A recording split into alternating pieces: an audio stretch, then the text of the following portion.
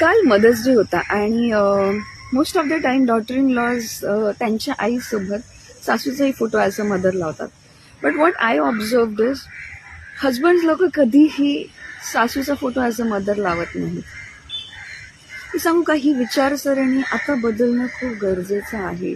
जर तुम्ही एक्सपेक्ट करता की तिने तुमच्या आईला लगेच आल्या आल्या लग्न झाल्यावर लगेच आई समजावं, तर हा प्रश्न कुठे ना कुठे माझ्या डोक्यात आला की तिची आई पण तुमची आई नाही आहे का?